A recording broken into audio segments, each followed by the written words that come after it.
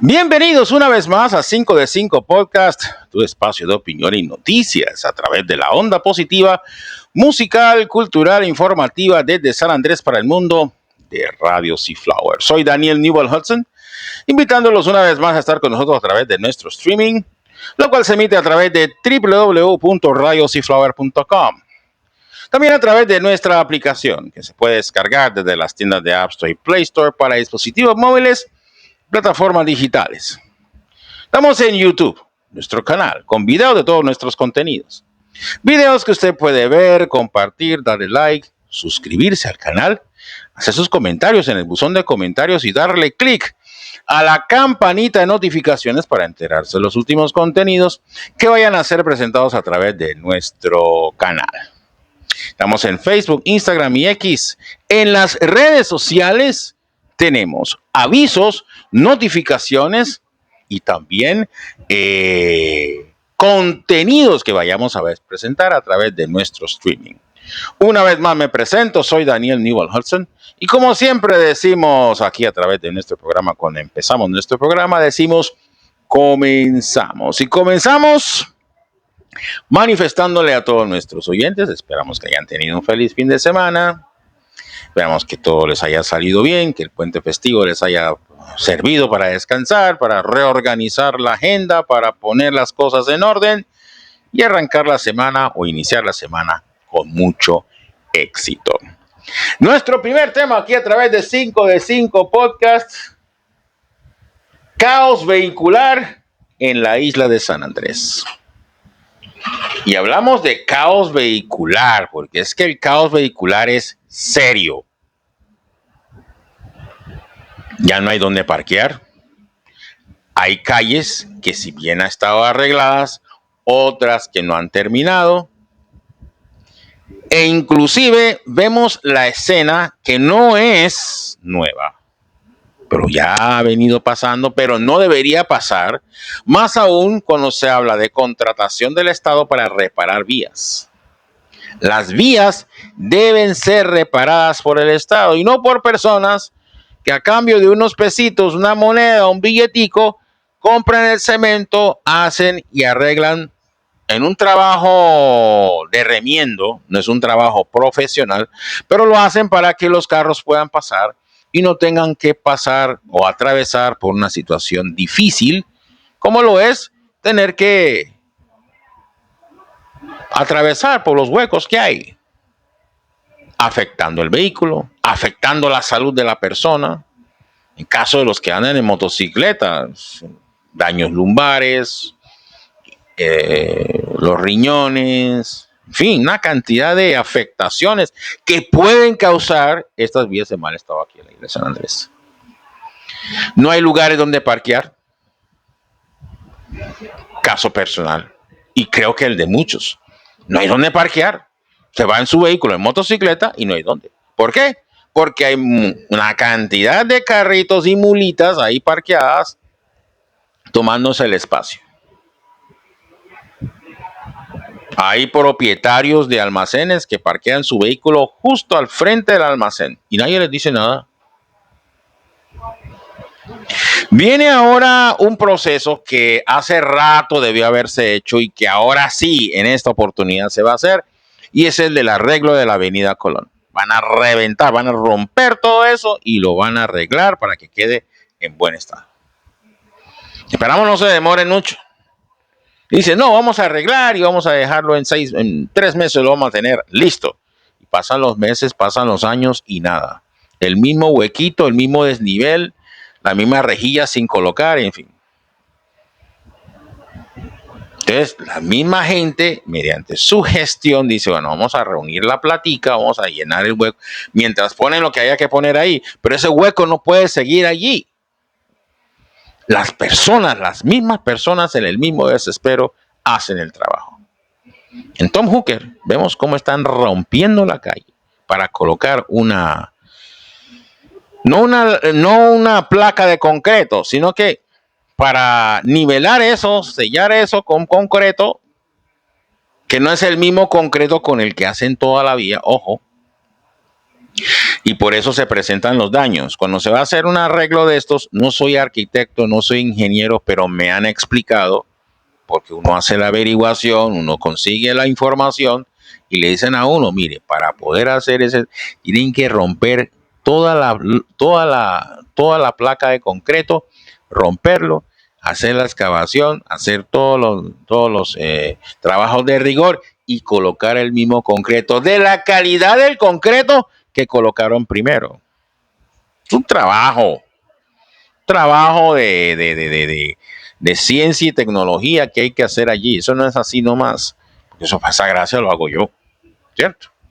Pero no se puede hacer ese tipo de trabajos así, de esa manera. Hay que hacerlo de manera profesional. Y en eso estamos de acuerdo con quienes hacen ese tipo de trabajos. Pero sigue el problema. El caos vehicular es serio, delicado. Vemos lo que está pasando allá en el sector de Flowers Hill, donde hay una casa con conchas de caracol. Esa casa con conchas de caracol, que tradicionalmente estaba allí por el Flowers Hill Bilingual School, esa zona, ahí hicieron un trabajo, pero hubo un desnivel, que tienen que nivelarlo. Pero dejaron el desnivel allí y hubo un accidente. Una persona salió muy herida de ese accidente.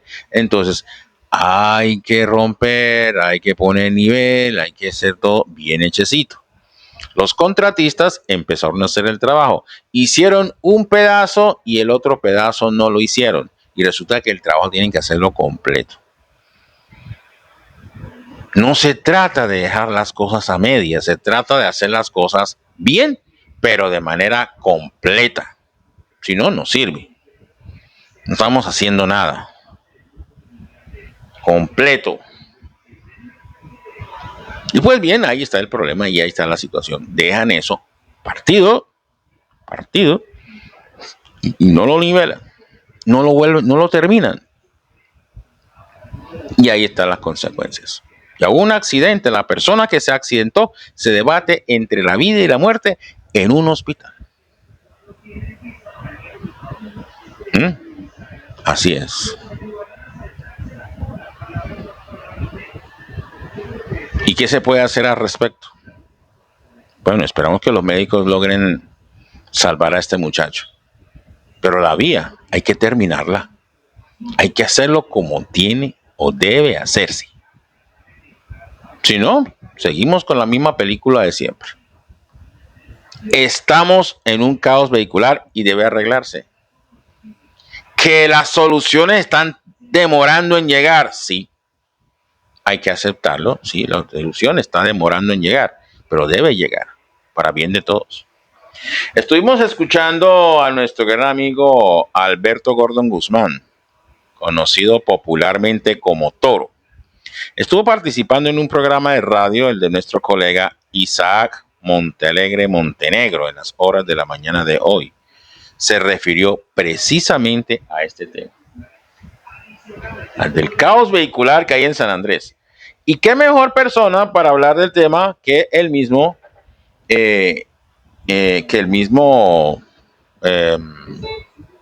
Alberto Gordon Guzmán, que el mismo Toro. Porque él anda transitando por todas las calles de San Andrés todos los días. Una persona autorizada en la materia. Aunque todos somos autorizados en la materia, porque todos circulamos. Pero es necesario que nos pongamos de acuerdo para encontrar soluciones. Aquí está el señor Alberto Gordon hablando en el programa de Al Día con las Noticias de nuestro colega Isaac Montalegre Montenegro de la emisora Good News Radio aquí en San Andrés. Y a propósito, aquí les tenemos un fragmento de la conversación donde hablan del tema, aquí, en 5 de 5. El título de esta llamada se llama Crónica de un caos vehicular anunciado. Crónica de un caos vehicular anunciado en San Andrés. ¿Y por qué, ¿y por qué lo llama así, Alberto? Mira, es que no se venía a venir. No se veía venir. Eso no es secreto para nadie. En este momento está imposible transitar en San Andrés. Imposible. y estamos hoy aquí a 17, 16 de noviembre apenas. 18. No hemos llegado a la temporada. Y es imposible. Yo no sé si usted está transitando por el centro y en las horas, ahorita no tiene hora pico. Mire, en Construmundo hicieron una feria ahí y se bloqueaba la vía 20 minutos. Y usted salía al centro y otra vez se encontraba. En este momento está rompiendo la avenida ahí por el almacén Clases. La avenida Colón. Es Colón. Y eso se ha envuelto, perdone la expresión, y quiero que me perdone la expresión en público. No lo diga. Pues sí, no, es que, mira, inclusive hay que entrar para dejar los pasajeros a un hotel ahí adentro, hay que entrar por contravía. Y las mulitas están parqueadas en todas las esquinas, usted no encuentra dónde parquear, ni dónde bajar. Hombre, yo soy muy amigo del señor secretario de Movilidad, y le he dicho, hombre, hay que hacer algo, hay que hacer no un pico de placa, porque aquí casi hay que tener placa.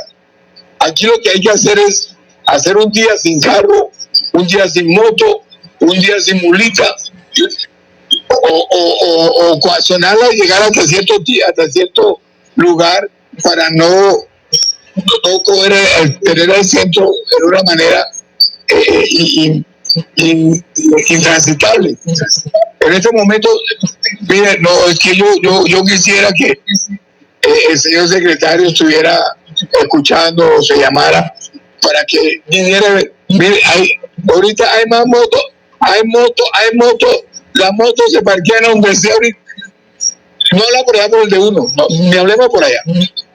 Estamos hablando de por acá de la avenida Colón, de la avenida Las Américas, la avenida Duarte Olum, saliendo del aeropuerto.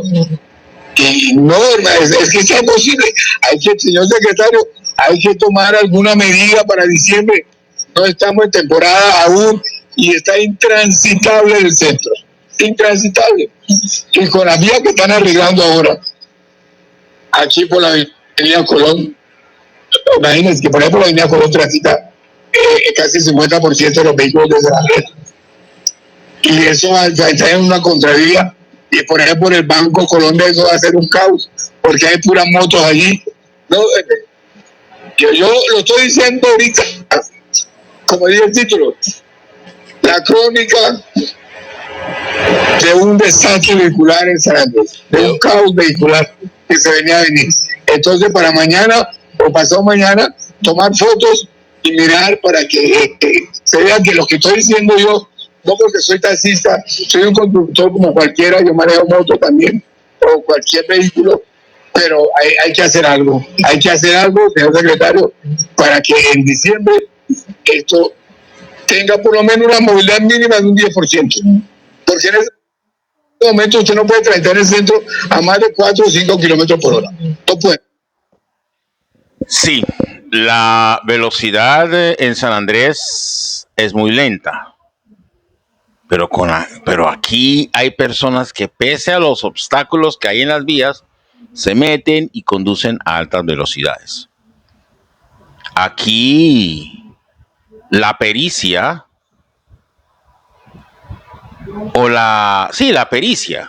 la pericia puede peligrar o puede verse alterada por la impericia de otros. Hace poco estaba yo conduciendo mi motocicleta. Estaba por el centro de la ciudad y frente a mí había una joven manejando su motocicleta. Estaba frente a mí y no podía adelantarme por derecha o por izquierda. No podía porque a la izquierda habían otros vehículos estorbando, atravesándose. Entonces, yo lo que le hago, porque la que estaba conduciendo frente a mí venía conduciendo a una velocidad bastante lenta, pese a todo el espacio que había, estaba ahí conduciendo a una velocidad bastante lenta y yo le pito. No le gustó a la chica que yo le pitara. Pero entonces coge y en lugar de irse a su derecha para que yo pueda pasar, sino que se hace a la izquierda. Entonces yo digo, bueno, a la derecha fue que me dio el espacio, yo aprovecho y atravieso la derecha. Y me dice la muchacha, los carros o las motos no deben pasar por ese lado. Pues ya yo había pasado, ya lo había dejado. Yo digo, ¿cómo voy a pasar por la izquierda si me está dando la derecha para que pase? Es que estamos en una sociedad de indolentes, de intolerantes, de gente frustrada al volante. Una de las reglas que a uno le dan cuando uno conduce un vehículo es deje todos los problemas y deje todo el estrés allá donde lo consiguió, déjelo allá tirado cuando se vaya a subir al vehículo porque le puede causar un problema después. Tiene que estar concentrado. Aquí hay muchos conductores que no andan concentrados. Se adelantan por acá. Mire, tienen un espacio así de grande para pasarse a uno y se meten por el más pequeñito. Por aquí, ¡zas! Y se meten sin luces, conducen sin luces por las calles de San Andrés. Es impresionante. ¿Quién les dice algo? Nada. Si están con el relajo, no hay tránsito, no hay nada. El tránsito está más pendiente a ver cuántas motos se va a levantar por no tener el SOAT o cuántas motos se va a levantar por no tener la revisión técnico-mecánica que cualquier otra cosa. Ya viene el diciembre, aquí eso es impresionante. ¿Cuántas motos nos vamos a recoger hoy? Tienen que recoger por lo menos 500 motos porque esa es la cuota. Y ellos saben, los del tránsito saben. Se saben las placas, se saben los vehículos, todo. Saben por dónde pasas, saben por dónde conduces, saben por dónde transitas, todo lo saben. Dice, aquí es donde vamos a poner retén. A esta hora es donde vamos a poner retén y vamos a coger motos aquí. ¡Sas! Y vamos a recoger motos. ¡Oh, qué delicia! Así es que se la pasan. Para eso es que sirve la inteligencia que ellos manejan. Para otras cosas no. Para otras cosas no tienen ni idea. Pero la inteligencia la usan es para eso. Y eso no puede seguir así. Entonces tenemos caos vehicular siempre. Ni modo. Nada que hacer. Y lo que dice Toro. Hay que hablar con las autoridades. A ver qué se puede hacer. Pero que no quede simplemente en reuniones. Mesas de trabajo. Comités. No, ya estamos hartos de eso. Que se haga algo verdadero, algo con resultados efectivos, no con cualquier chichigua. Que las calles estén bien arregladas. Por ejemplo, yo paso por esos lados donde están las bodegas del aeropuerto. Yo siempre paso y veo el charco ahí. Yo veo el río Amazonas ahí, el lago Titicaca, yo lo veo ahí. Y no han podido arreglar ese problema. Y voy a pasar por ahí a ver qué tal. ¿Dónde? Eso está lleno de agua. Uno ve los huecos. Dios mío, que mi Dios nos coja confesados ahí, pues. No. Arreglen ese tema, hombre. Los contratistas terminen el trabajo.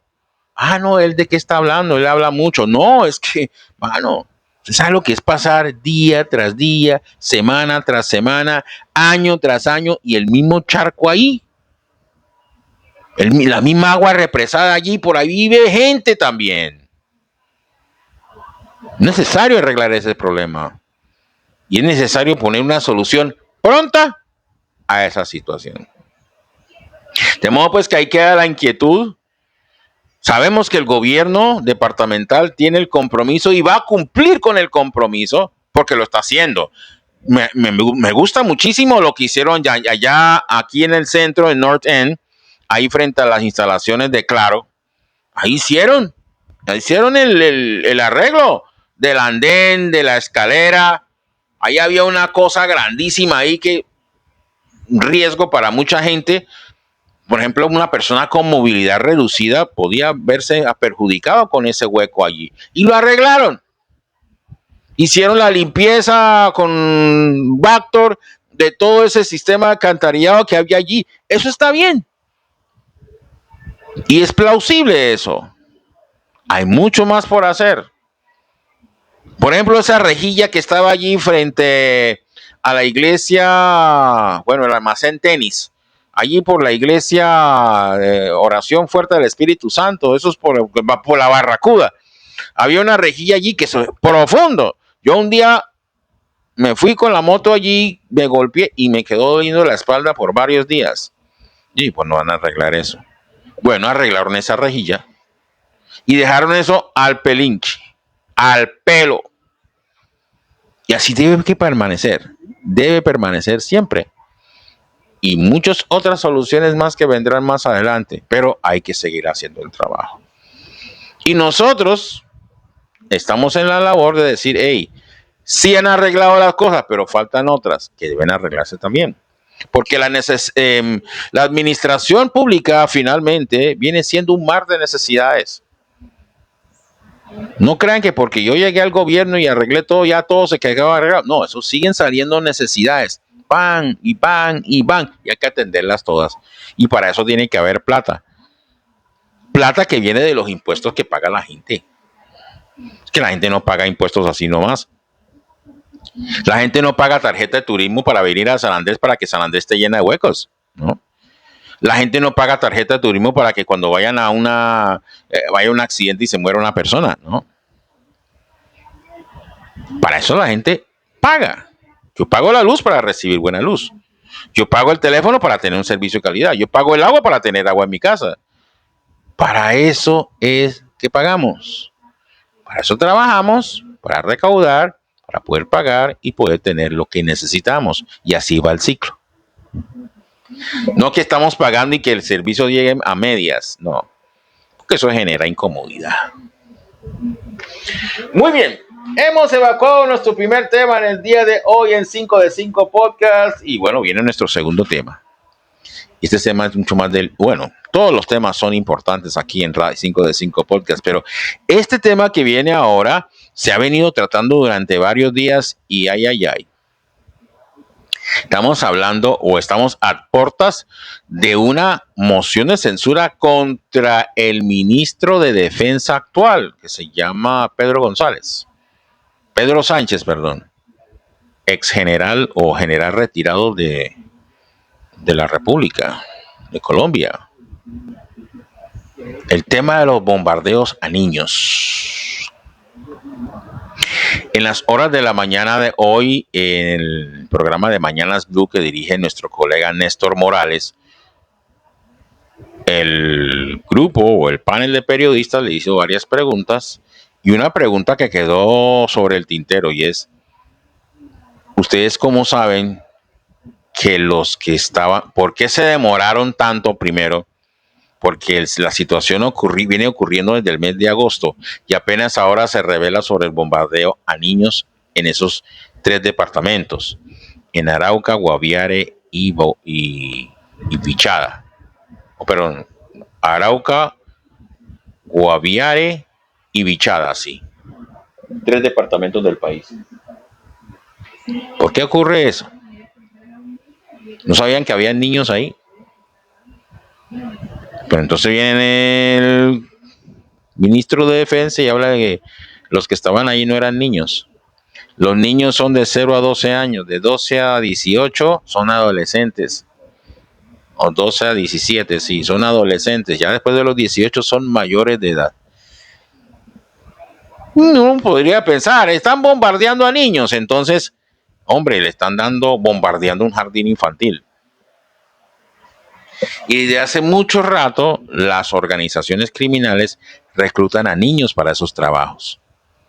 Yo conocí personas que cuando yo era adolescente estaban metidos en temas de narcotráfico.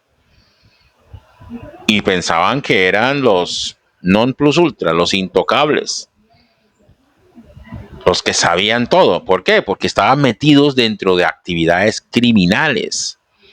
Entonces eso los hacía creer que eran Superman, que eran inmortales, que no les podía pasar nada. Y que los demás éramos unos pobres diablos que no teníamos ni idea de lo que estaba pasando en el mundo. Ellos sí, porque estaban metidos en narcotráfico, lavado de activos, prostitución, sodomía. A mí, cuando yo era adolescente. A mí nunca me metieron en ese tipo de cosas.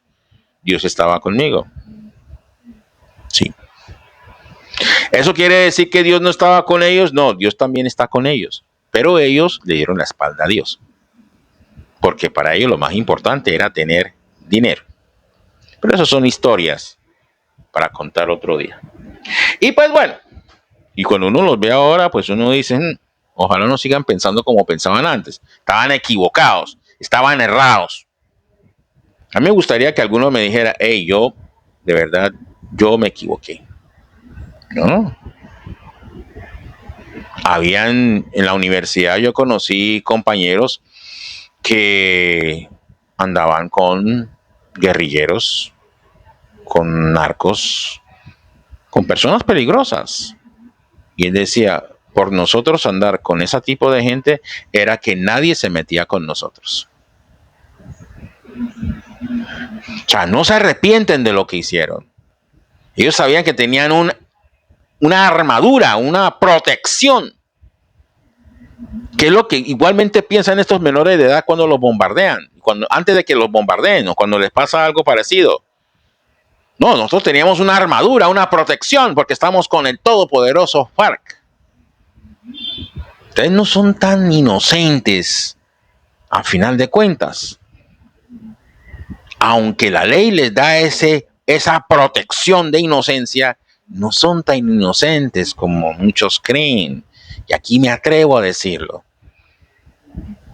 Yo he ido a iglesias donde he visto niños de 10 años, 8 años, y uno ya saben que se van a convertir en criminales, delincuentes, lavadores, traficantes de droga, lavadores de activos, prepagos. Uno ya lo sabe. Y al final, oye, yo tenía razón, ¿sabe? Yo no voy a esperar otros 10 años para averiguar si tengo o no tengo la razón. Yo tengo la razón porque ya lo vi y se va a volver a dar. Miren, para no desviarnos del tema y para ya incursionar en este tema que es bastante delicado, pues acá tenemos a la defensora del pueblo, Inés Marín Vélez. Ella se refirió, ¿sí?, al tema de los niños que fueron bombardeados, o los 6 niños que fueron encontrados muertos desde agosto. Ojo, desde agosto se sabía, pero apenas ahora fue que nos dimos cuenta. Apenas ahora fue que pudimos percatarnos de lo que pasó. Tenemos acá a la defensora del pueblo que habló. Esta es la conclusión final de toda la investigación que se hizo acerca de estos niños que desde el mes de agosto fueron encontrados, pero apenas ahora en noviembre fue que empezaron a reportar la situación. Aquí para 5 de 5. Las fuerzas militares desarrollaron una operación en el Guaviare en contra de las disidencias de Iván Mordisco, en la cual se confirmó el fallecimiento de 6 menores de edad, entre muchas otras personas que murieron, así como hay otros 4 cuerpos recuperados que no se han identificado. Al respecto, la Defensoría quiere enfatizar, primero, ningún menor de edad reclutado debería resultar afectado por operaciones militares. El hecho de que en los campamentos de los grupos armados ilegales se encuentren adolescentes o menores de edad que hayan perdido su estatus de civil porque se convirtieron en combatientes, es decir, que tienen funciones continuas de combate, no habilita la posibilidad de un ataque directamente. Las fuerzas militares deben adoptar todas las precauciones factibles para proteger a los menores de edad, que aun cuando hayan sido reclutados para participar en las hostilidades, conservan una protección reforzada derivada de los principios de humanidad, precaución, necesidad militar, que está estrictamente limitada, así como el interés superior de la niñez. Estos principios, respaldados por la jurisprudencia internacional, obligan a evaluar cuidadosamente los medios y los métodos de guerra para evitar daños desproporcionados o innecesarios. El principio de necesidad militar se predica también de los combatientes, especialmente si se trata de menores de edad y tiene un propio juicio. Está prohibido causar más muertes o lesiones de las que sean estrictamente necesarias. La fuerza no puede ser excesiva con relación a lo que resulta necesario para alcanzar un objetivo, aunque este sea legítimo. Surge entonces la pregunta, en el caso concreto, ¿podían haberse empleado otras modalidades de operación militar capaces de alcanzar la misma ventaja militar con un daño significativamente menor? En segundo lugar, el reclutamiento forzado es una infracción grave del derecho internacional humanitario. Está categóricamente prohibida tanto en nuestro ordenamiento constitucional como en el derecho internacional público.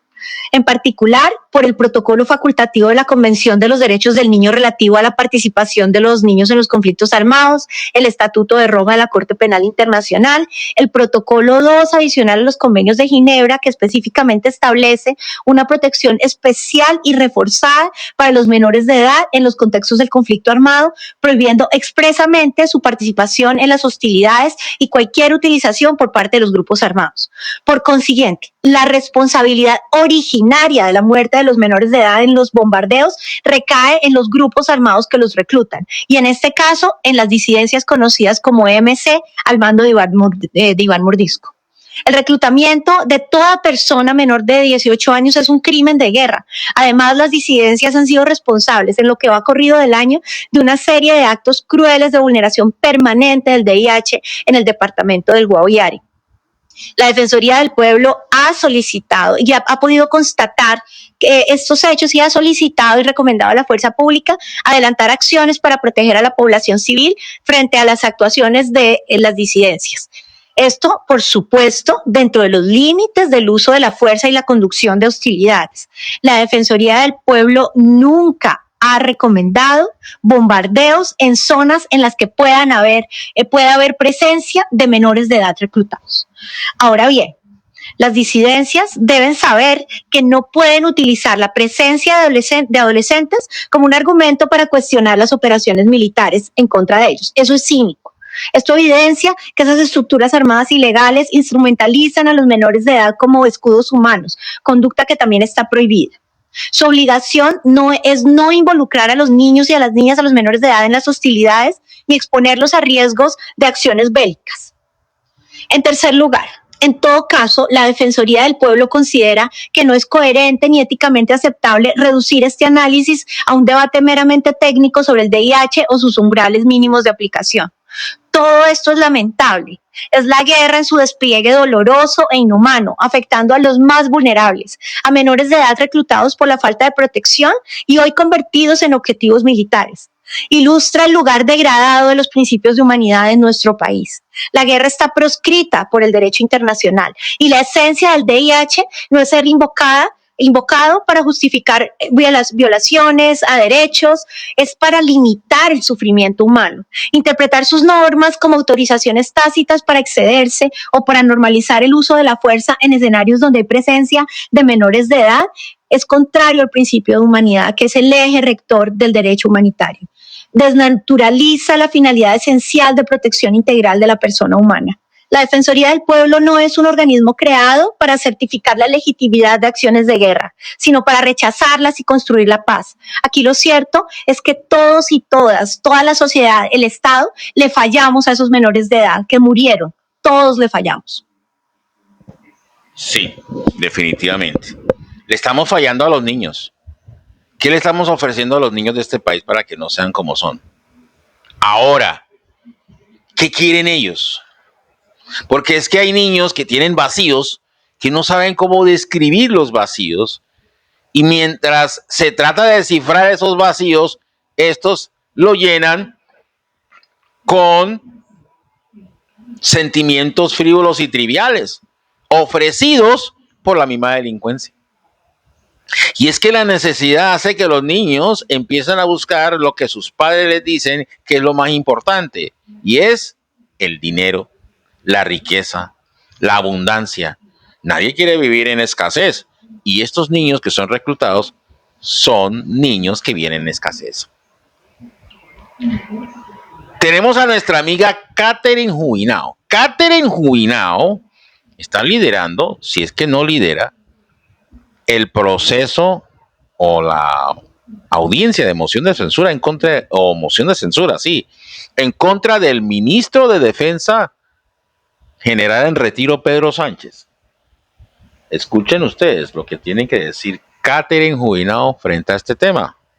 5 de 5. Bueno, todo indica que el presidente Petro acaba de pasar de defender a los niños y niñas de la guerra en Gaza a justificar el bombardeo de niños en Colombia y a justificar la muerte de 7 niños en un bombardeo en el Guaviare. ¿Y saben qué es lo peor? Que el presidente Petro crea el problema porque ha sido gracias o por culpa de este gobierno y su absolutamente improvisada y fracasada política de paz total que los grupos armados ilegales han crecido, se han expandido, hoy tienen al país acorralado, a la fuerza pública acorralada. Estamos ante un retroceso en materia de conflicto y paz de cerca de 20 años y entonces ahora la solución que nos ofrece el presidente de La Paz, Gustavo Petro, es bombardear campamentos en donde están niños. Por esto mismo se cayó un ministro de Defensa en el gobierno de Iván Duque. Por esto mismo el petrismo salió a incendiar al país en un estallido social. Pero no, como ahora son ellos, entonces ahora sí está justificado porque lo dice el Mesías, porque lo dice Petro. Pues a mí el presidente Petro no me puede engañar, porque yo, en noviembre de 2023, ya siendo representante a la Cámara, hice mi primer control político a la paz total, en donde denuncié con absoluta claridad en ese momento que la paz total era un embeleco mal armado, que eso lo único que iba a permitir era el crecimiento y la expansión de estos grupos. Y de hecho, en ese momento, denuncié que el Estado Mayor Central, al mando de Iván Mordisco, ya se había fortalecido en un 40% en el territorio colombiano, solamente durante el primer año del gobierno Petro. Pues qué triste casualidad, este miércoles 19 de noviembre a las 8 de la mañana en la Comisión de Derechos Humanos de la Cámara he citado un nuevo control político, otra vez sobre la paz total, sobre las alertas tempranas que ha emitido la Defensoría del Pueblo y que este gobierno no ha atendido, y sobre el aumento exponencial, escandalosísimo y dolorosísimo del reclutamiento de menores.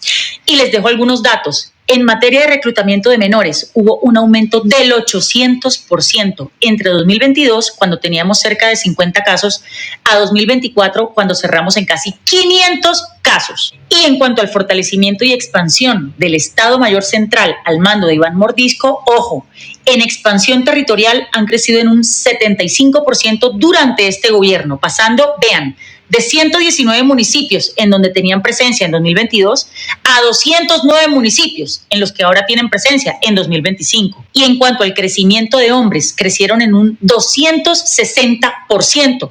En 2022, el Estado Mayor Central tenía 1.865 hombres. En 2025 tienen 6.721 hombres.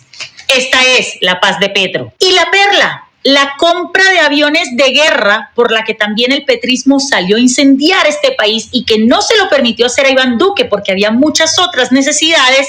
Ahora sí, durante el gobierno de Petro sí está bien gastarnos 16.5 billones de pesos en la compra de aviones de guerra que, porque ahora es el gobierno de la izquierda, ahora sí está bien. Pero además, semejante contratación billonaria justo antes de elecciones. Presidente Petro, qué tristeza. Usted que en campaña dijo que si lo elegíamos presidente, usted eso en 3 meses hacía la paz. Realmente sea usted el que hizo trizas la paz y el que va a entregar a Colombia básicamente empeñada a los grupos armados ilegales. Y al ministro de Defensa, Pedro Sánchez, le notificamos desde ya. Este mismo martes vamos a radicar moción de censura para expulsarlo de manera fulminante de su cargo, pero además lo esperamos presencial y sin falta en el control político. Usted es citado, así que espero que no se invente excusas para inasistir. El miércoles en el control político nos vemos, señor ministro de Defensa Pedro Sánchez. Esto es mañana. Esperamos pues el desarrollo de esta información que seguramente va a dejar mucho de qué hablar durante este proceso que se ha venido adelantando. A propósito de esta información, creo que tenemos por acá a una declaración hecha por parte de nuestra gran amiga Laura Camila Vargas. A ver si se trata de esto. Así como criticamos que en el gobierno de Duque hayan sido... Sí. Laura Camila Vargas también hizo comentarios, no podíamos dejarlo pasar por alto. Laura Camila Vargas, aquí a través de 5 de 5, hablando pues precisamente sobre el tema del bombardeo de niños. Repetimos para 5 de 5. Así como criticamos que en el gobierno de Duque hayan sido asesinados menores de edad durante bombardeos, criticamos que el gobierno de Petro haga exactamente lo mismo. Este lenguaje guerrerista nos indignó. En el 2026 vuelven los bombardeos. Y hoy también nos indigna que durante una operación militar del gobierno de Petro en el Guaviare contra las disidencias de Iván Mordisco hayan sido asesinados 6 niños, niñas y adolescentes, víctimas de reclutamiento forzado. El derecho internacional humanitario es clarísimo. Incluso en medio de las hostilidades existen límites estrictos al uso de la fuerza. Y esos límites existen precisamente para proteger a quienes tienen una especial protección, la niñez. Estos menores no eran objetivos, eran víctimas y el principio de humanidad debe estar muy por encima de cualquier escenario de guerra. El ministro de Defensa, Pedro Sánchez, tiene el descaro de decir: quien se involucra en las hostilidades pierde toda protección, sin distinción alguna. No, ministro, un menor reclutado sigue siendo un civil con protección reforzada, sigue siendo una víctima. Renuncie. Sí, el principal señalamiento recae sobre las disidencias que reclutan y utilizan a los menores como escudos humanos. Eso es un crimen de guerra y es el origen de esta tragedia. Pero el Estado también tiene responsabilidades. Y aquí entramos en un punto que es doloroso. Este gobierno ha visto aumentar el reclutamiento de menores en varias regiones del país. Solo en el primer semestre de este año se registraron 55 casos. La Defensoría viene alertando desde hace meses que la presencia de grupos armados se expandió,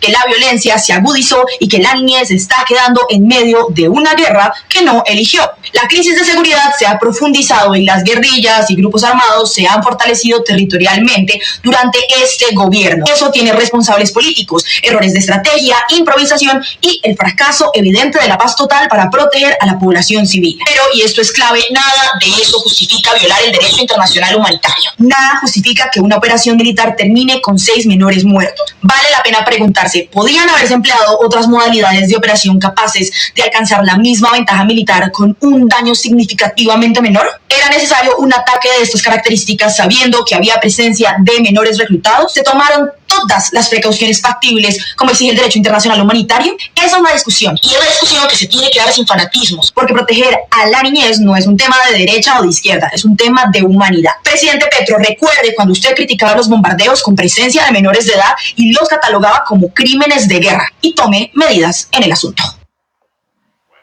Aquí donde uno nota que Laura Camila Vargas no es que esté vinculada con un partido político.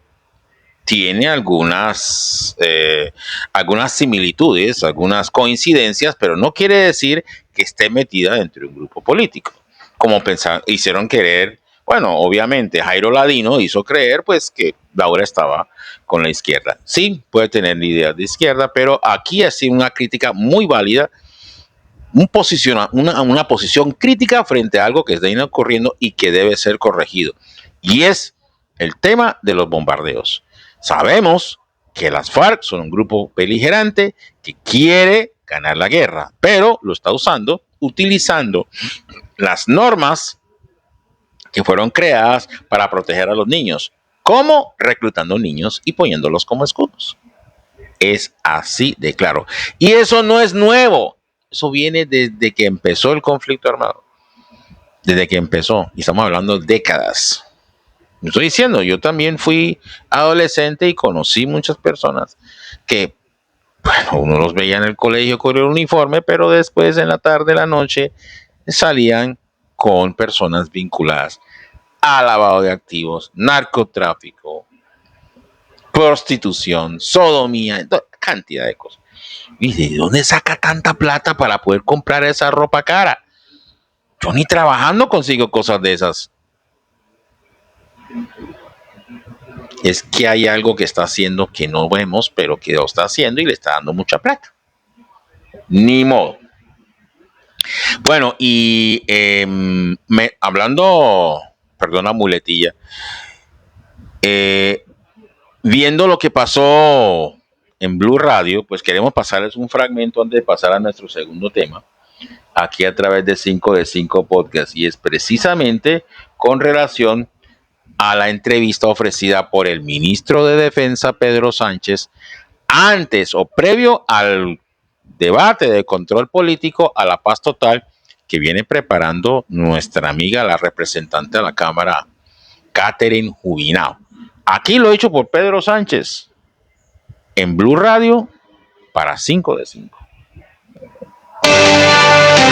Hoy es martes 18 de noviembre. Señor Ministro de Defensa Pedro Sánchez, ministro, buenos días. Néstor, buenos días y buenos días a quienes nos escuchan. Ministro, me disculpará la primera pregunta muy respetuosa. ¿Por qué apenas hoy, 18 de noviembre, nos venimos a enterar por Medicina Legal que desde agosto vienen bombardeando campamentos en donde hay menores de edad? Néstor, gracias por esa pregunta. En agosto no hicimos bombardeos contra menores de edad. El combate o los 3 menores que refiere Medicina Legal, que murieron el 24 de agosto en el área rural del Retorno Guaviare, fueron producto de un combate contra las tropas. Era un grupo criminal que intentó asesinar a nuestros soldados, producto de la acción ofensiva que nosotros hicimos contra alias Chito Odúmar, y que al siguiente día incluso, tal vez usted recordará que hubo 34 militares secuestrados. Entonces es totalmente falso que hubo un bombardeo. Ahí fue un combate contra esos grupos. Ahora bien, muchos... Lo de Amazonas no fue combate, lo de Amazonas sí fue bombardeo, ¿o no? Eso fue en octubre, pero de una vez, ya que usted me hizo la pregunta de agosto, o sea, ahí es claro, eso es falso. Eso es falso. Yo creo que hay una mala interpretación de la comunicación o de lo que han mencionado, que los indujeron a comunicarle a todo el mundo eso, pero es falso. Pero ¿por qué Medicina Legal dice que murieron en un bombardeo, ministro?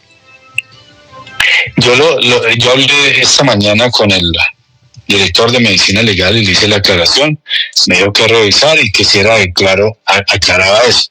¿Y por qué Medicina Legal lo dice? Yo creo que hay que preguntarle a él, pero yo le estoy diciendo cómo murieron. Aclarado, vale. Esas personas. Aclarado que el 24 de agosto en el Retorno Guaviare, ministro, no fue bombardeo, sino fue combate. Así fue. El siguiente es el del Amazonas. Murieron 4 niños, entre ellos una niña de 13 años, en Amazonas en un bombardeo. ¿Por qué no le contaron al país, ministro? Bueno, en estas acciones no ha muerto ningún niño o niña, si uno los clasifica como está estipulado en la ley. Ya de 12 años a 18 años son adolescentes. Nosotros reportamos inmediatamente el resultado y dijimos, ¿qué hacemos? Si nosotros reportamos es las acciones que hicimos y el efecto que tuvieron en cuanto a algo claro que es el principio de distinción. Decir claramente si eran combatientes ilegales o no lo eran. Y ese fue el reporte que hicimos, igual con el armamento que se incautó. Ya Medicina Legal nos confirmó hasta ahora de que ahí murieron menores combatientes ilegales en función continua de combate. En ese bombardeo en Amazonas, ¿no hay una niña de 11 años? No. Voy a leerla, si usted me permite. Sí, señor. ¿Cuántos años tiene la menor? Eso miro aquí. Permítame, miro acá el reporte, por favor. Sí, señor.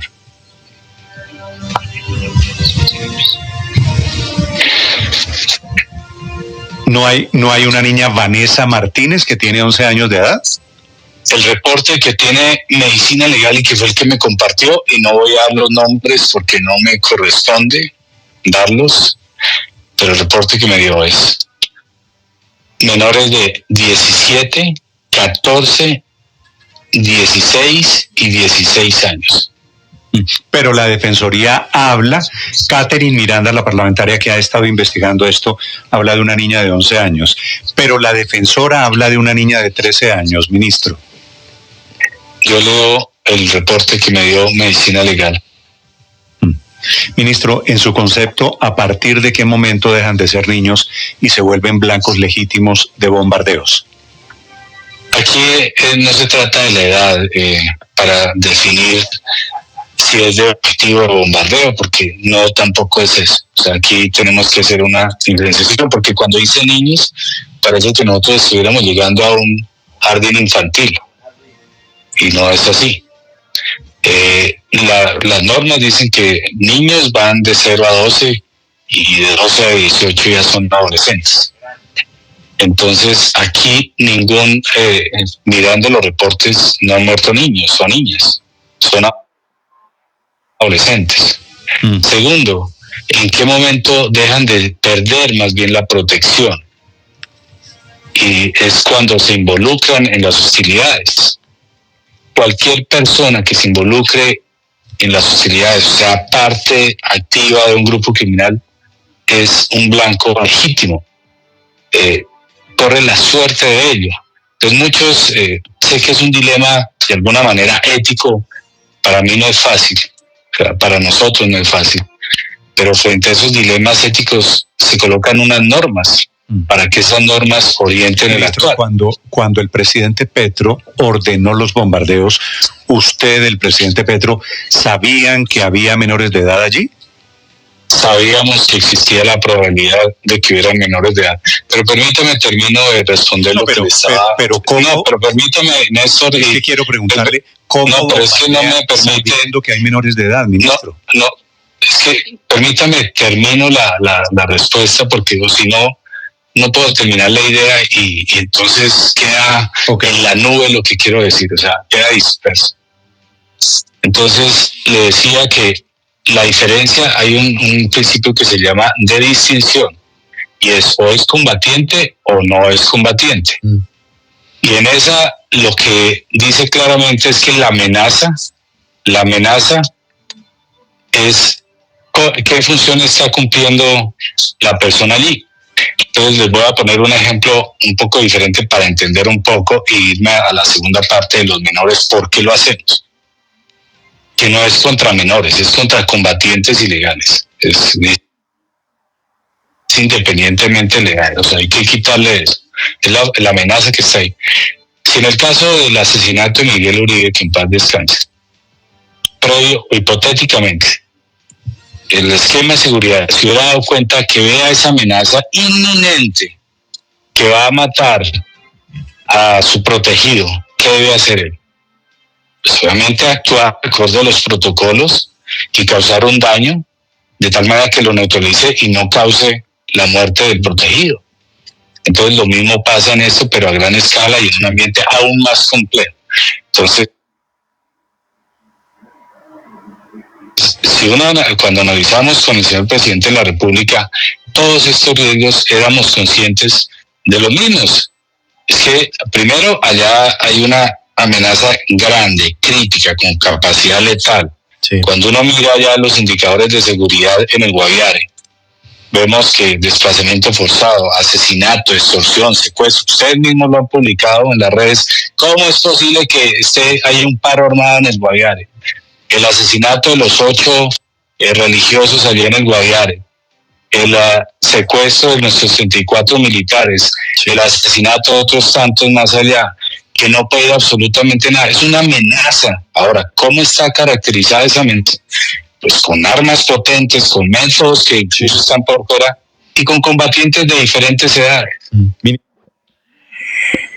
Imagínense este escenario. Usted allí con un fusil, siendo el ejército, disparando contra otro, contra un combatiente que está disparando justo contra usted. ¿Usted qué hace? Usted le va a preguntar qué edad tiene, de dónde viene, cómo se llama. Espérate, le tomo una prueba de ADN a ver de quién es el papá, ¿no? A ti te disparan, tú disparas. Porque como dice el ministro, ¿es o no es combatiente?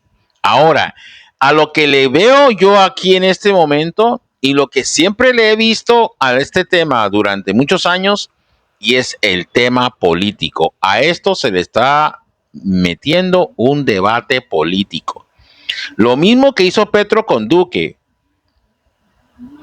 contra el ministro Diego Molano, y anterior a él, el doctor Guillén, el otro ministro que estuvo antes, que lo bajaron por esa vaina, por los bombardeos en el Caquetá. A esos dos le están haciendo el daño. Y es un tema político lo que está aquí. Pero debe haber normas de que a estos niños, cuando los meten en este tema y empiezan a disparar, pierden toda protección. Y eso lo sabe la guerrilla. Es que a estos peladitos no les van a hacer nada porque están protegidos. Disparen a matar. Bueno, cuando un soldado entra y se enfrenta a alguien que le está disparando, no le pregunta qué edad tiene. Aquí están hablando de que eran menores de edad porque la edad que tienen o la edad real eran entre 10 y 12 o 13 años. Pero aquí están diciendo que son adolescentes, que superaron los 12 años. Muchachos de 15, 16, 17 años. Entonces, ¿quién está diciendo la verdad ahí? Eso requiere de una investigación muy profunda, porque la Defensoría del Pueblo está dando datos de que sí fueron menores de edad, y aquí el ministro está diciendo que eran adolescentes. Y que no se trata de que si son niños o no, sino combatientes o no combatientes. Esto se va a ir largo. Esto está peludo. Y va para largo. Esperamos que se resuelva, pero esto va para largo. ¿Cómo ponen a un niño de 12 años a disparar? Un fusil que puede hasta pesar más que él. Tremendo. Pero es que yo he conocido niñas de 13 y 14 años que parecen mujeres de 30. Muchachos de 12, 13 años que parecen hombres de 30. Un pelado de 13 años puede llegar a medir hasta 2 metros. Anda así con la universidad, pero tiene 2 metros de alto y tiene 13 años. ¿Y quién dice lo contrario? Nada. Ni modo. Esto tiene ya mucho. Y estaremos pendientes a la audiencia de control político frente a la paz total, que nuevamente está ya el tema de los niños combatientes, a los cuales no se les puede disparar, pero que tienen toda la voluntad de hacerlo contra el orden establecido. Muy bien.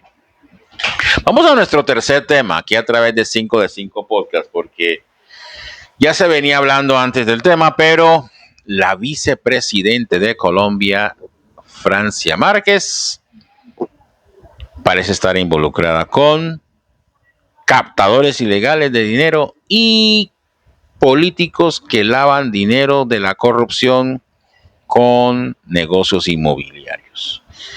Estaría comprando predios, establecimientos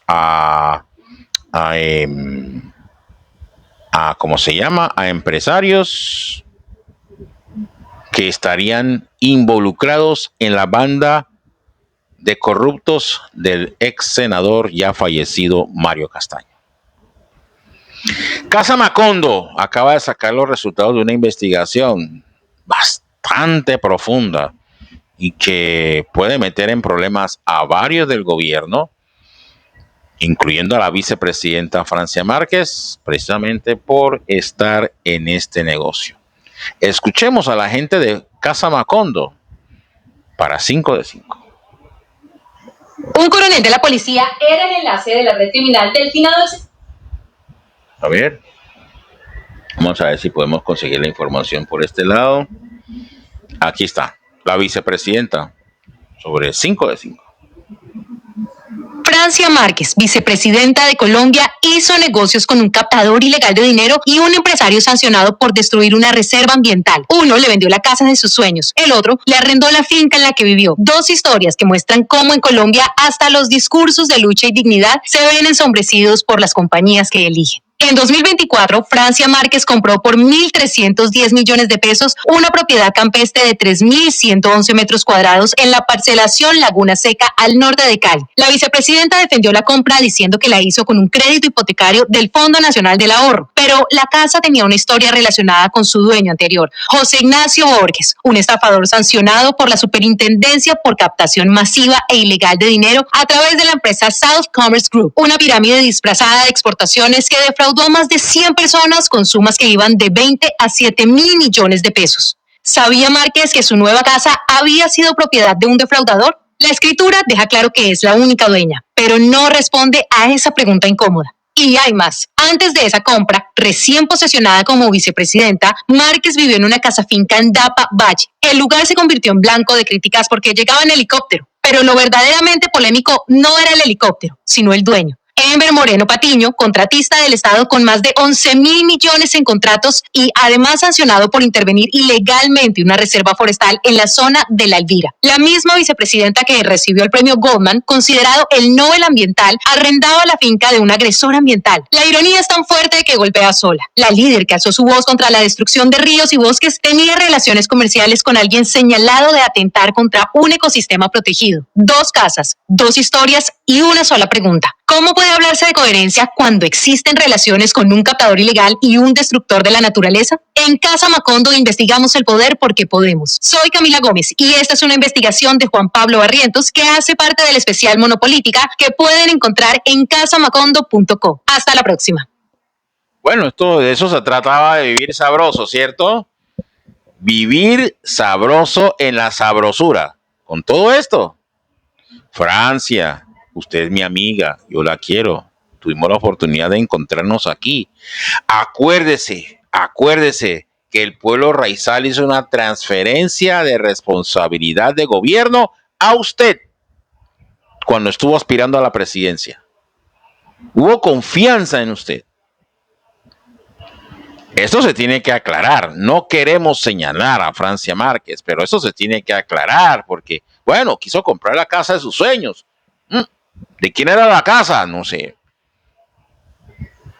Pero, ojo, la cosa no pinta bien y es necesario aclararlo y ponerlo en orden. De lo contrario, la promesa de vivir sabroso no era para nosotros, era para ellos. Los que estaban arriba, pero los que estamos abajo o los que siempre hemos estado abajo, nada. Habrá que esperar a que venga otro gobierno a ver si nos promete vivir sabroso o en lugar de prometer de vivir sabroso nos diga, hey señores, vamos a permitir que usted trabaje y pueda vivir o pueda ganarse la vida viviendo en Colombia y no tenga que estar viajando a otro país a ver si de pronto se dan las cosas, porque esa es la otra. Si en Colombia te va mal, ahí fuera no hay garantía de que te vaya a ir bien. Muy bien, vamos a nuestro cuarto tema aquí a través de 5 de 5 Podcast y es Diego Zurraín, nuestro gran amigo también, periodista y comentarista, que hace un análisis muy profundo acerca de... Estamos ante un escenario de conflictos a nivel mundial. Estamos hablando de que este país, este otro país, este otro dijo, Estados Unidos dice que este es el enemigo. Históricamente sabemos que Estados Unidos ha estado creando enemigos todo el tiempo. Primero fue la Unión Soviética, después fue China, ahora es Venezuela, antes era Yugoslavia. Mire, están bombardeando lanchas ahí a la entrada de Venezuela. Hay aviones, portaaviones y una cantidad de cosas ahí por ahí cerquita. Sí, Estados Unidos, siempre creando enemigos, siempre creando conflictos, haciéndole creer a todos que gracias a ellos todo va a salir bien o estamos protegidos, cuando no es así. Diego Zurraín habla acerca de las mentiras creadas por Estados Unidos para hacernos creer que la única potencia que nos puede proteger es Estados Unidos, pero que es necesario también un conflicto bélico, algo que nadie quiere. Escuchemos a Diego Zurraín, precisamente. Rusarín, para 5 de 5. Estados Unidos mintió sobre Yugoslavia, mintió sobre Irak, mintió sobre Libia, mintió sobre Siria, mintió sobre Afganistán, mintió sobre Sudán, mintió sobre Somalia, mintió sobre Ucrania, luego nos mintió sobre Rusia, luego mintió sobre Palestina, luego mintió sobre Irán, ahora acaba de mentir sobre Venezuela y ahora está mintiendo sobre Nigeria. O sea, históricamente Estados Unidos lo que hace es mentir, mentir, mentir. No es que Estados Unidos quiera matar porque eres terrorista. Estados Unidos te dice terrorista para poder matar.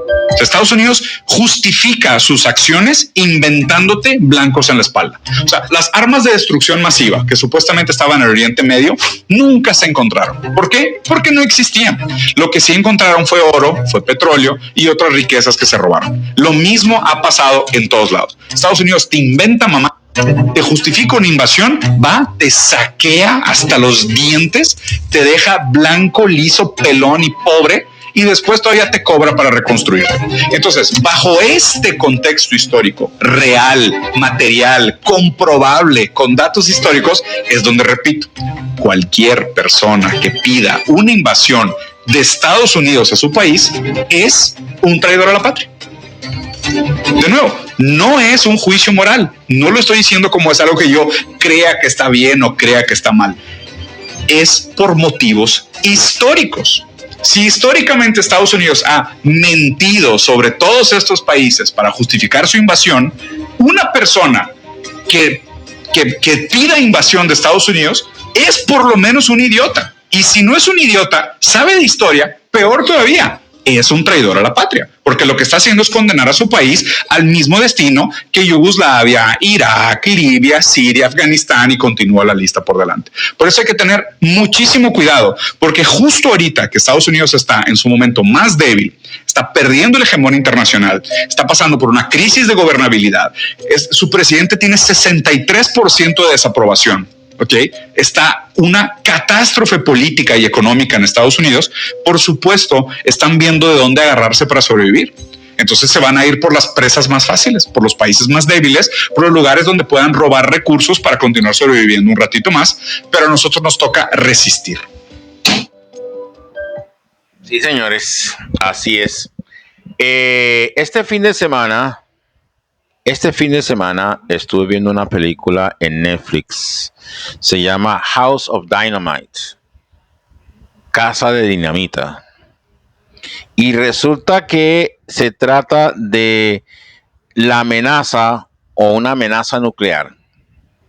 De algún lugar del Pacífico Norte sale un misil que atraviesa el Polo Norte y amenaza con llegar a Estados Unidos para destruir una de las grandes ciudades de ese país, que es Chicago. Van a morir casi 10 millones de personas ahí en ese bombazo. Y obviamente, después de ese ataque, viene la retaliación. Y mire que durante todo el desarrollo de la historia, la imagen del presidente de Estados Unidos, que es interpretado por el actor inglés de origen nigeriano, Idris Elba, no aparece. No aparece la imagen de él. Declaran el DEFCON 2, el DEFCON 2, y la imagen del presidente no aparece. Solo aparece la voz de vez en cuando allí, pero nada. El tipo no aparece en la videoconferencia. Y lanzan 2 misiles para poder tumbar ese misil nuclear que va a destruir a una ciudad de más de 10 millones de habitantes y no han podido tumbarlo. Finalmente, y esto es alerta de spoiler, se muestra la cantidad de gente yendo a los búnkers preparados para recibir a toda esa población seleccionada, porque después del ataque a Estados Unidos viene la retaliación. Y después de la retaliación viene la retaliación de la retaliación y ahí tenemos una guerra nuclear. Pero nadie puede explicar de dónde salió el misil que causó el ataque. Y todo es mentira. Todo es un engaño. Es que la mejor forma de garantizar... Yo tengo un libro de las 48 leyes del poder. Las 48 leyes del poder. Y la tengo allí en mi escritorio. Y cada vez que puedo le echo un vistazo. Y una de las formas de ejercer poder es crear chivos expiatorios. Yo conozco personas que todo el tiempo están creando chivos expiatorios. él nos va a hacer algo, él nos va a hacer algo, él me quiere hacer algo, cuidado con él, mire que, y andan en esas. Todo el tiempo, en el desayuno, el almuerzo y en la comida. Y en las medias nueves, creando chivos expiatorios. Para ir de un lugar a la esquina, 100 metros, tienen que tener 3 o 4 personas al lado porque les venden la idea de que les van a hacer algo. En eso se la pasan. Y pues vemos que esto está pasando con Estados Unidos. Estados Unidos quiere mantener la hegemonía a punta de mentiras. Ahí nos queda la inquietud. Porque cada vez que hay una guerra no se descubre nada. Y vemos que los Estados Unidos, o un país, o los que quieren mantener la hegemonía estadounidense, los defensores del status quo, siguen llenándose los bolsillos. Y está hablando un ciudadano americano. Los americanos también critican su estilo de vida y el manejo del poder en su país. Porque para eso estamos. Para eso somos ciudadanos y tenemos libertad de expresión. Estaremos muy pendientes a la información de Diego. Muy importante, por cierto. Vamos a nuestro último tema aquí a través de 5 de 5 Podcast. Y resulta que todavía siguen las críticas por el tema de las críticas por el tema generado por los influencers colombianos que viajaron a Israel a lavarle la cara a Israel porque bien sucia que la tenía. Bueno, nuestra gran amiga Canela Bayona nos hace un análisis de lo que manifestaron algunos de los influencers que fueron, entre ellas, y le están dando duro a Johanna Fadul, pobrecita, pero como quien dice, ¿quién la manda? Pero no por eso la vamos a funar, pero la están funando y duro. Canela habla esta hora a través de su cuenta de TikTok en 5 de 5. Necesito que hablemos de este video. Cuando entendamos la raíz de lo que pasa entre Israel y Palestina, esto es una guerra que pasa allá.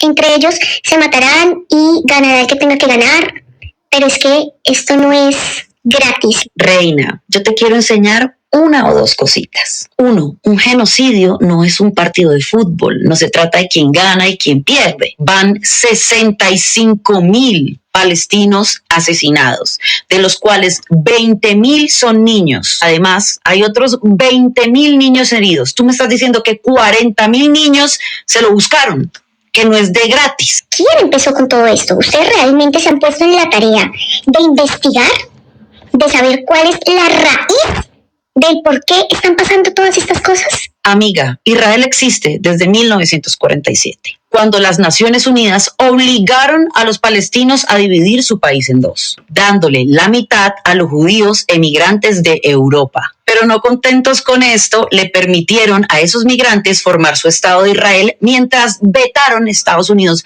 vetó a Palestina de convertirse en su propio Estado. Como Palestina no es reconocida como un Estado, no tiene ejército ni fuerzas militares. Israel sí tiene un ejército, además de apoyo de Occidente, armamentístico y económico, lo que les permitió expandirse más allá de la mitad que les habían otorgado, dejando a los palestinos en Cisjordania y en la Franja de Gaza, que no sé si sabías, es la prisión al aire libre más grande del mundo desde hace 17 años. Pero ¿por qué lo llamamos una prisión? Los palestinos no pueden salir de Gaza y el territorio está completamente controlado por Israel. Quiero que sepas que más de la mitad de los habitantes de Gaza son niños y niñas. El 70% son refugiados de guerra. Esa es una pregunta. Ustedes los atacan 1, 2, 3, 4. Quieren desaparecerlos del planeta. Quieren que no existan en este mundo. ¿Ustedes cómo reaccionarían? ¿Aceptan que les hagan cosas, que les destruyan sus vidas y como si nada pasara? Ahora yo quiero preguntarte, Johanna, si alguien llega a tu casa y dice, hey, la mitad de tu casa ahora es mía, y luego, avanzando con el tiempo y con violencia, te deja solamente un closet, sin luz, sin agua, sin baño, sin comida, ¿tú harías algo? ¿Harías algo? Y no es que yo esté apoyando, fomentando a un país genocida, como le llaman a Israel. Te repito, asesinar a 65,000 personas que no tienen cómo defenderse y en su mayoría, su gran mayoría, son niños y niñas. ¿Eso cómo se llama? Y qué curioso que la Tierra Santa, el país que hizo y vio crecer a Jesús, esté también. No es casualidad. Yo sencillamente fui a hacer un viaje, a conocer, a conectarme principalmente con Dios. Qué curioso que hables de Jesús y estés del lado de una ocupación europea, cuando Jesús mismo luchó contra la ocupación de los europeos en su territorio. Jesús era un hombre palestino, anticolonial, que hoy lucharía porque esas personas no fueran masacradas. Fuiste a conectar con Dios a la casa de unos asesinos. Pero amigos, no solo fue Joana a Israel, patrocinada por el gobierno israelí, para que hable de Israel como una víctima indefensa en este conflicto, no. También fueron Kika Nieto, Lucía Aldana, Pedro José Payares, María Clara Roth, Guy David Jan, entre otros que voy a dejar etiquetados. Y te recuerdo, Joana, que tu apellido es Fadul. Tú eres de origen libanés, eres árabe. Ellos están contra ti y si pudieran te desviven. Estoy increíblemente triste y decepcionada que personas con tantos seguidores se presten para hacerle propaganda a un ente genocida. Y los invito a ustedes a dejar de seguir personas que apoyan genocidios. En serio. Humanidad, un poquito de empatía y humanidad es lo único que estamos pidiendo. Palestina libre. Bueno, Canela Bayona habló. Pues yo, en lo personal, a mí me invitan a Israel a hacer ese trabajo de limpiar la imagen de Israel. Yo me resisto. Porque es que yo voy a... Esa discusión acerca de que si hicieron o no hicieron tiene que resolverse antes de que yo pueda hacer un trabajo de esos. Ahora, Israel es el pueblo de Dios. No es un territorio que está allá en el Medio Oriente y donde viven los sionistas, no. Para la Biblia, Israel es el pueblo de Dios. Es decir, Israel somos todos. Todos. Y por eso somos escogidos. No son la gente que vive allá y que tienen pasaporte, la banderita, la estrella de David. No. Israel somos todos. Y eso hay que aclararlo. El que maldice a Israel, maldice a Dios. Y el que maldice a Dios, no podrá haber, no es salvo. Güey, ¿estás a favor de la gente de Israel? No. La Biblia como es, hay que hacer la buena exégesis de la palabra. Y la Biblia dice, el pueblo de Dios somos todos y el pueblo de Dios es Israel. Entonces hay unos malos entendidos ahí que es necesario tener claro antes de proceder y hablar. Y mire lo que le acaba de decir Canela a Joana Fadul. Joana viene de familia árabe y va a defender a Israel por unos dólares, por unos pesos. Cuidado con eso. De esos temas hay que irlos revisando, hay que irlos atendiendo.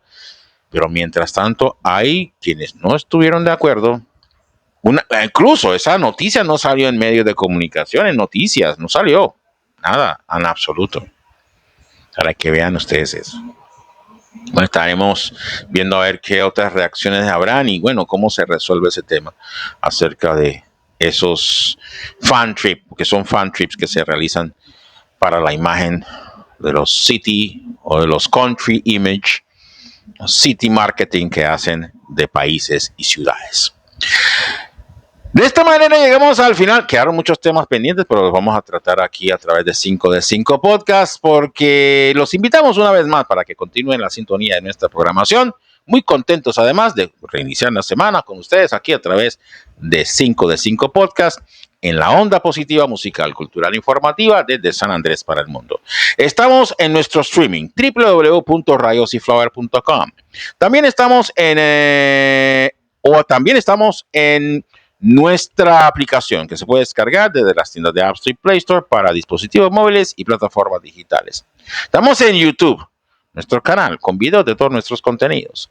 Videos que usted puede ver, compartir, darle like, suscribirse al canal, hacer sus comentarios en el buzón de comentarios y darle clic a la campanita de notificaciones para enterarse de los últimos contenidos que vayan a ser presentados a través de nuestro canal.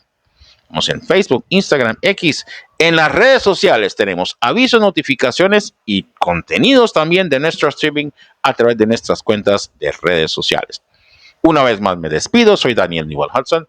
Los invito a continuar la sintonía de la programación de la onda positiva, musical, cultural e informativa desde San Andrés para el mundo de Radio Seaflower. ¡Feliz tiempo! Y que el Señor los bendiga. Muchas gracias.